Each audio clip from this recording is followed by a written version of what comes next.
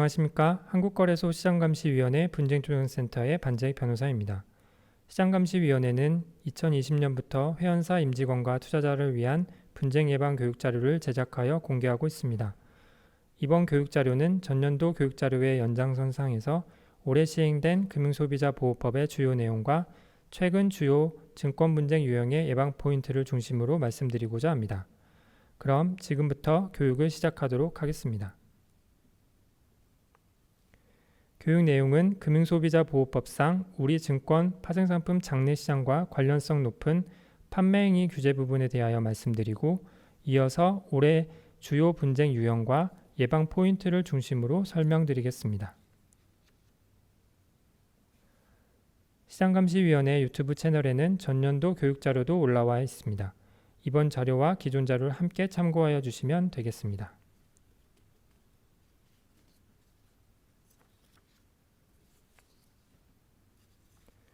먼저 본격적으로 내용에 들어가기 앞서 투자자와 금융소비자라는 개념을 다시 한번 짚고 넘어가고자 합니다. 지난 교육자료에도 언급되어 있는 부분인데, 보통 우리가 투자라고 하면 원본 손실이 가능하지만 위험 부담을 최소화하여 수익을 추구하는 것이라고 이해하고 있습니다. 그러나 투기는 위험 관리가 아닌 우연과 운에 맡기는 것이라고 비교할 수 있겠는데, 따라서 투자자라고 하면 수익 추구에 앞서 위험 관리를 하는 자라고도 할 수 있습니다. 투자는 자기 판단, 자기 책임이 원칙이라는 말을 많이 듣습니다.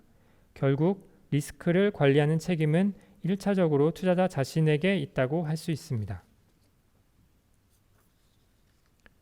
한편 금융상품 판매업자 또는 금융상품 자문업자의 거래 또는 자문 업무의 상대방을 금융소비자라고도 하는데요.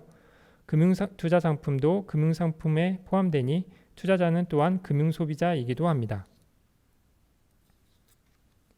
정리하면 금융소비자는 사업자가 제공하는 금융상품 등을 계약하는 수동적 측면을 강조하고 있는 반면에, 투자자는 위험을 관리하면서 수익을 추구하는 능동적 측면을 강조하는 개념이라고 생각해 볼 수 있겠습니다.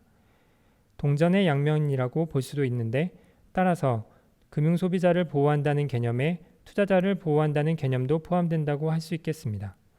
금융소비자 보호가 강조된다는 것은 한편으로 투자자 자신의 자기 보호도 중요하다는 것을 인식할 필요가 있습니다. 이런 측면에서 신설된 금융소비자보호법에서는 자신의 권리를 정당하게 행사하고 스스로 필요한 지식과 정보를 습득하는 노력을 할 것을 금융소비자의 책무라고 선언하고 있습니다. 올해 시행된 금융소비자보호법은 그간의 대규모 불안전 판매 피해 사례 등 금융소비자 보호 필요성에 대한 사회적 공감대 확산을 배경으로 제정되었습니다.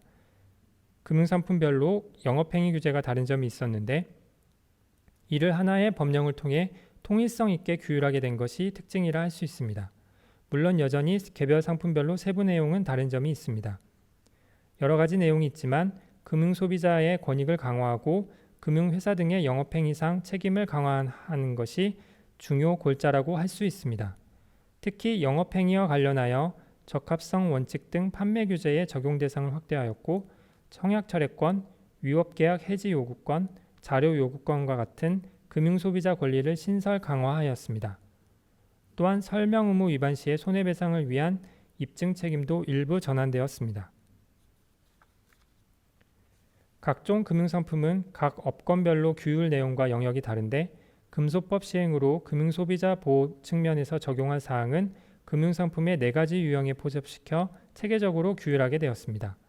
이 중 장내상품 등 금융투자상품은 투자성 상품으로 분류됩니다. 그 밖에 연계투자, 신탁계약, 투자이름계약과 원본 손실 가능성 있는 상품은 투자성 상품으로 분류하고 있습니다. 또한 금융상품의 판매 방식에 따라 금융상품 판매업과 금융상품 자문업으로 분리하여 규율하고 있습니다.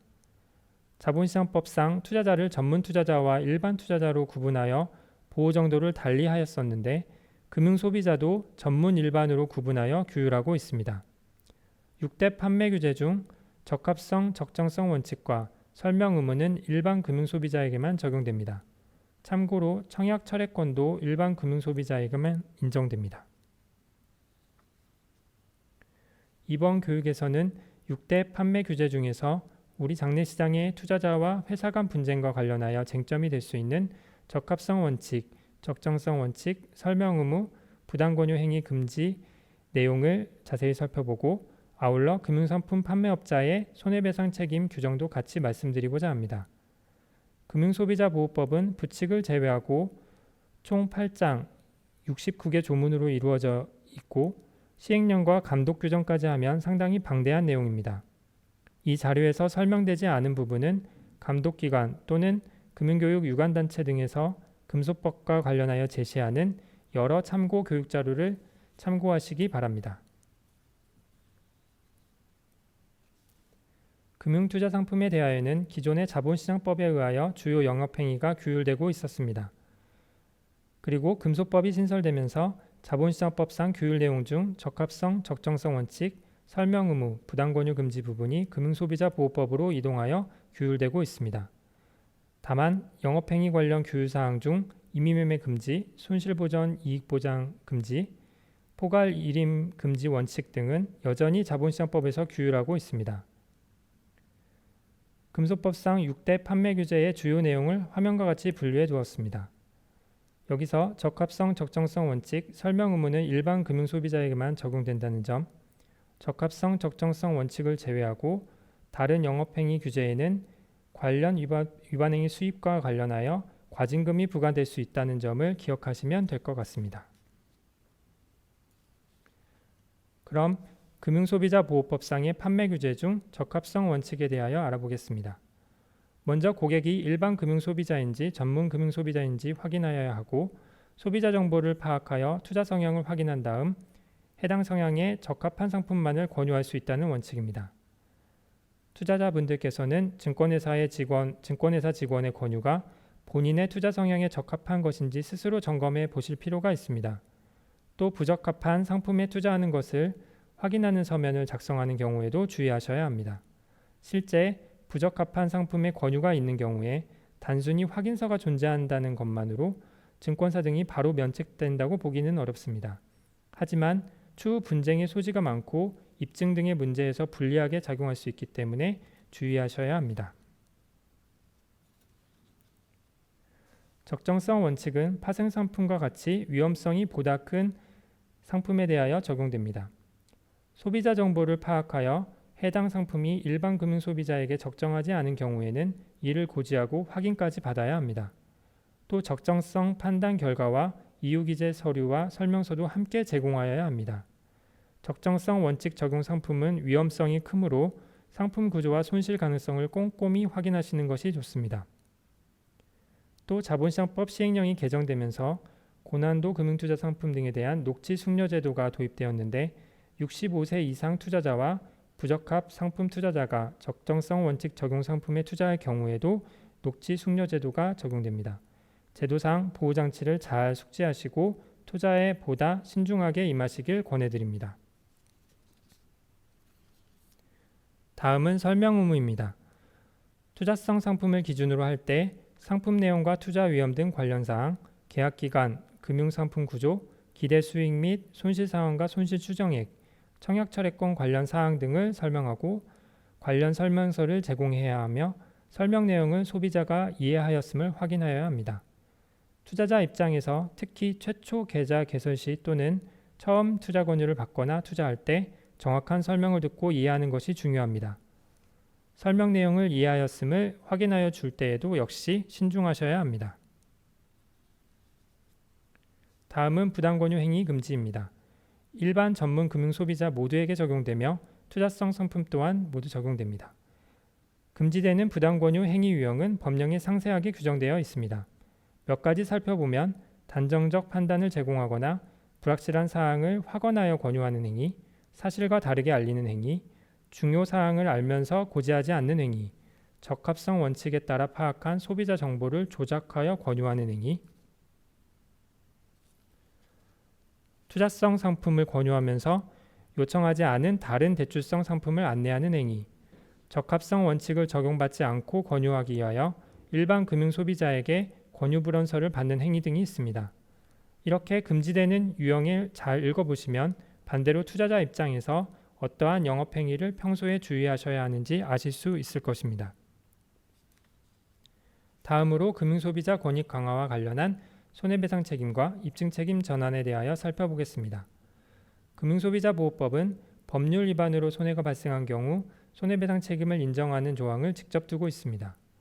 고의과실 등 귀책 사유와 위법성, 손해 발생과 인과관계는 일반적인 손해배상 책임의 요건이라고 볼 수 있는데 의미가 있는 것은 설명 의무 위반의 경우입니다. 즉 설명 의무 위반 시에는 금융상품 판매업자 등이 고의과실이 없음을 입증하여야만 배상 책임을 면할 수 있도록 하였습니다. 한편 기존 자본시장법 제48조는 설명 의무 위반의 경우에 손해배상 책임을 규정하고 손해액을 추정하는 규정을 두고 있었는데 현재도 이 규정은 유효합니다. 다음으로 21년 주요 증권분쟁 유형과 분쟁 예방 포인트에는 어떤 것이 있는지 함께 살펴보도록 하겠습니다. 최근 증권시장 등에서 증권선물회사에 접수된 민원분쟁 추이를 보면 21년 상반기에 3,449건으로 전년도에 비해 큰 폭으로 증가한 것을 알 수 있습니다. 해당 민원분쟁 건수 중에는 전산장애 관련 민원분쟁이 58% 이상을 차지하고 있습니다. 상반기 민원분쟁 현황의 주요 특징을 살펴보면 먼저 전산장애 관련 민원분쟁이 크게 증가한 사실을 알 수 있습니다. 증권시장의 거래 규모 자체가 확대되었고 공모주 투자에 대한 관심도가 높아지면서 단기간 거래량이 집중되는 현상이 전산장애 관련 민원 분쟁 발생의 주요 원인으로 지적되고 있습니다. 앞으로도 접속이 집중되는 이벤트가 있는 경우에 관련 민원 분쟁이 빈발할 수 있다는 우려를 갖게 합니다. 신용거래 반대매매 관련 민원 분쟁 발생에도 대비할 필요가 있습니다.